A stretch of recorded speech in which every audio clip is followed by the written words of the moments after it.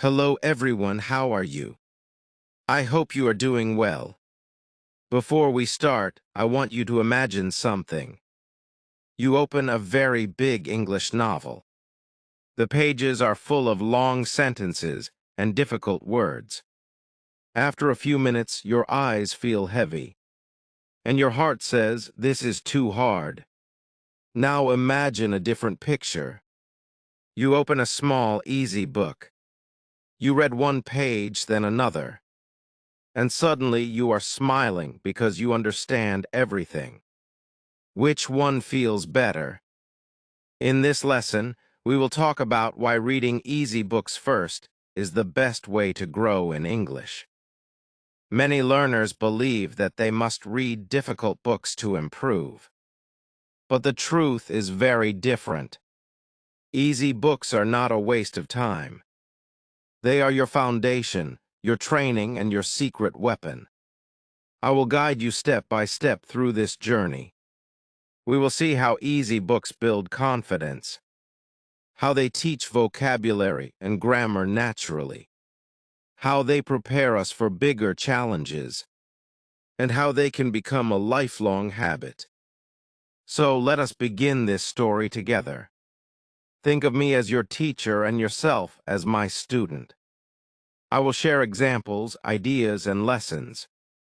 That will make your reading journey easier and more enjoyable. By the end, you will understand clearly why you must always begin with easy books before moving to the difficult ones. Chapter 1. The first step in reading.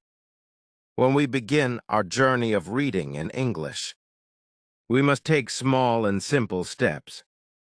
Imagine a child who learns to walk.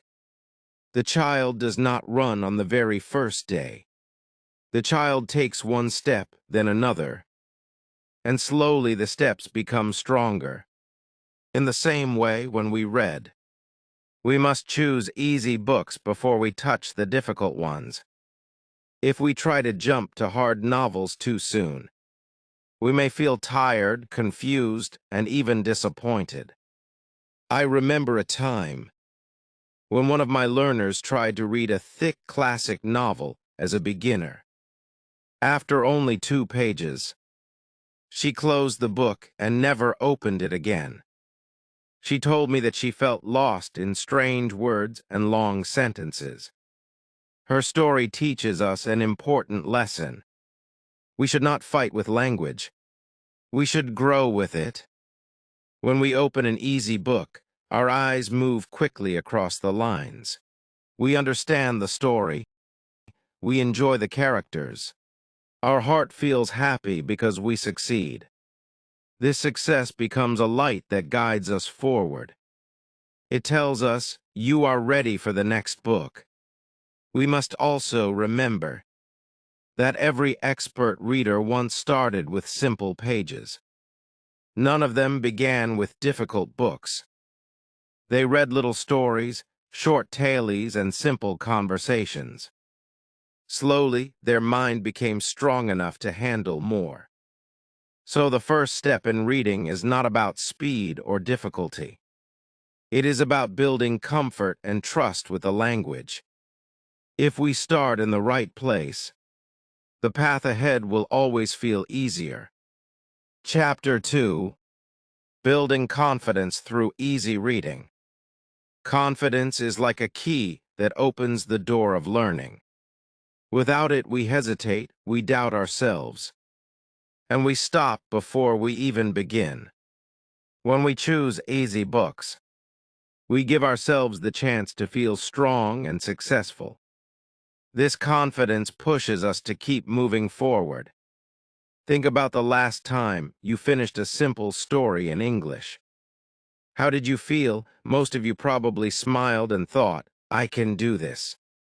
That small victory gave you energy to read another book. In this way, each easy book becomes a step, and each step builds a ladder of confidence. Without even noticing, you rise higher and higher. On the other hand, if we begin with books that are too hard, the opposite happens. We meet words we cannot understand. We see sentences that feel too long. Our mind becomes tired, and our heart whispers, "Maybe I am not good enough." This feeling of failure can stay for many days. That is why we must protect our confidence like a treasure. I once had a student who read a small English children's book every night before sleep. At first, he laughed because the stories felt too easy for his age. But after a few months, he told me that his confidence had grown so much that he could now pick up a newspaper and understand it. That power came only because he gave himself permission to start easy. Confidence is not built in one day. It grows slowly like a plant. Easy reading is the water that helps this plant live. When our confidence becomes strong, we can face any challenge in English without fear. Chapter 3: Vocabulary and Grammar in Action. When we read easy books, we meet words again and again. These words are not rare or difficult. They are the same words we need in daily life. For example, words like house, friend, work, happy, walk, or water appear many times. Each time we see them, they stay longer in our memory. Soon we do not translate them in our head, we just understand them. Grammar also works in the same way. Easy books use simple sentence structures, such as I am going home or she likes apples. When we read these forms often, our brain begins to notice patterns. We start to understand how English builds meaning.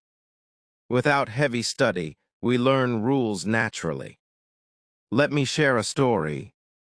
A group of my learners read a short book together. At first, they only wanted to understand the story.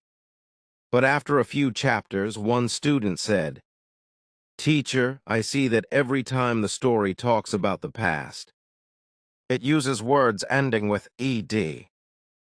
Another student added, "And when the story talks about something happening now, it uses is or are with ing." None of them had opened a grammar book, but their eyes discovered the rules through reading. This shows us that vocabulary and grammar are not separate. They live together inside every sentence. By reading simple books, we train our eyes to see both. Slowly, our speaking and writing improve as well, because what we read enters our mind and comes out naturally when we need it. So when we open an easy book, we are not just enjoying a story. We are also practicing vocabulary and grammar without pressure. It is like learning without even knowing that we are learning. Chapter 4: Preparing for Difficult Books. Every big journey needs practice before it begins. A runner does not join a marathon without training. A swimmer does not enter the sea without first practicing in a pool. In the same way, we cannot expect to read a very difficult English book without preparing ourselves with easier ones. When we read simple stories, we are actually training our mind. Each easy page strengthens our memory. Each small paragraph teaches us rhythm, flow, and structure. Slowly, our eyes move faster, and our brain begins to connect ideas more easily. Without this practice, difficult books will feel like a heavy weight on our shoulders. I remember a student who once dreamed of reading a famous English novel. At the beginning of the course, he tried to read it, but the sentences were too long and the words were too hard. He gave up. Months later, he followed my advice and read 10 short books first. By the time he returned to the same novel, something had changed. His reading speed was better, and he already knew many of the words. What once felt impossible now felt possible. Easy reading is like climbing small hills. Each hill gives us strength for the mountain ahead. Without these small climbs, the mountain will seem frightening. With them, the mountain will still be big, but we will have the power to reach the top. Preparation does not mean wasting time. It means saving time. If we prepare with easy books, we will finish hard books faster. If we skip preparation, we may never finish them at all. So let us treat every easy book as training for the great challenges that wait for us in the future. Chapter 5. A Lifelong Habit. Reading easy books is not only the first step. It can also become a habit that stays with us for life. Many learners think that once they reach an advanced level, they should only read serious novels, academic texts, or newspapers. But this idea is not fully true. Even strong readers can return to simple stories and still grow. Easy books give us comfort. After a long and busy day, our mind feels tired. At such moments, opening a heavy book may not be possible. But if we open a light and simple story, our mind feels relaxed.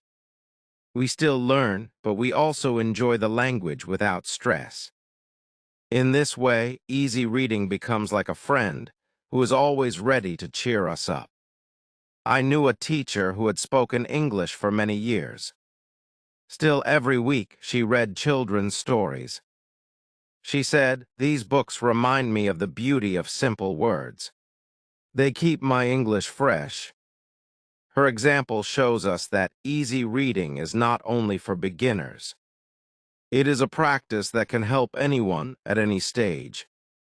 When we make easy reading a regular habit, our vocabulary grows quietly in the background. Our grammar stays sharp, and our speed improves without effort. Most importantly, our love for reading never disappears.